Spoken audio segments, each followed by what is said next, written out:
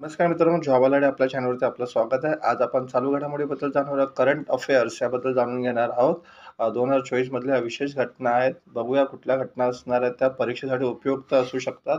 पहिला जो प्रश्न आहे, लोकपाल म्हणून कोणाची निवड करण्यात आलेली आहे? याचं उत्तर आहे अजय खानविलकर. अजय खानविलकर हे सर्वोच्च न्यायालयाचे माजी न्यायाधीश होते.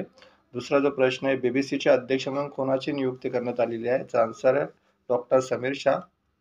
समीर शाह यांची निवड करण्यात आलेली आहे. बीबीसीच्या प्रमुखपदी पहिल्यांदाच भारतीय वंशाची व्यक्तीची निवड करण्यात आलेली आहे.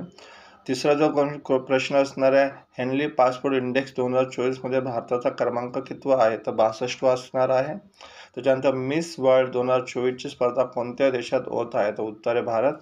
UPI unified payment interface payment स्वीकारणारा पहिला युरोपियन देश कोणता? तर उत्तर असणार आहे फ्रान्स.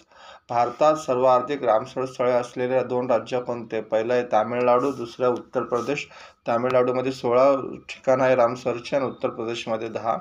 त्याच्यानंतर ज्ञानपीठ पुरस्कार 2023 साठी कोणाची निवड करण्यात आलेली आहे? याचा आन्सर आहे पहिलं आहे गुलजार, प्रसिद्ध कवी आहे ते, उर्दू साहित्यासाठी त्यांना हा पुरस्कार मिळाला आहे. दुसरा आहे जगद्गुरू रामभद्राचार्य यांना संस्कृत भाषेसाठी ज्ञानपीठ पुरस्कार मिळालेला आहे.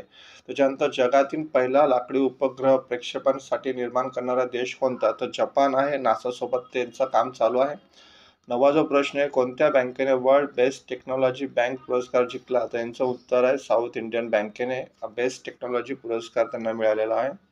त्याच्यानंतर बॅडमिंटन आशिया टीम चॅम्पियनशिप 2024 कोणी जिंकली? याचा आन्सर आहे भारतीय महिला संघ यांनी 2024 ची बॅडमिंटन आशिया चॅम्पियनशिप ह्या ट्रॉफी जिंकलेली आहे.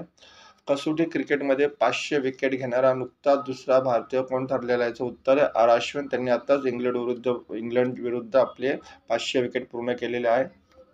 त्याच्यानंतर पहिला वनभूषण पुरस्कार कोणाला प्रदान करण्यात आलेला आहे? याचा आन्सर आहे चेतराम पवार. महाराष्ट्र शासनाने ह्या वर्षीपासून वनभूषण पुरस्कार देण्याची घोषणा केलेली आहे आणि तो पहिला पुरस्कार चेतराम पवार यांना मिळालेला आहे. यांचं कार्य काय असणार आहे? यांनी आदिवासी कल्याण वनवासी आश्रमच्या माध्यमातून महाराष्ट्र व गुजरात सीमेवर 100 गावामध्ये वन्यजीवन संरक्षणासाठी कार्य केलेलं आहे. पुरस्काराचं स्वरूप असणार आहे ट्रॉफी आणि 20 लाख रोख रक्कम असणार आहे. तुम्हाला अशीच माहिती आपल्या चॅनलवरती मिळत आहे. तुम्ही चॅनलला सबस्क्राईब करा, लाईक करा, शेअर करा. धन्यवाद मित्रांनो.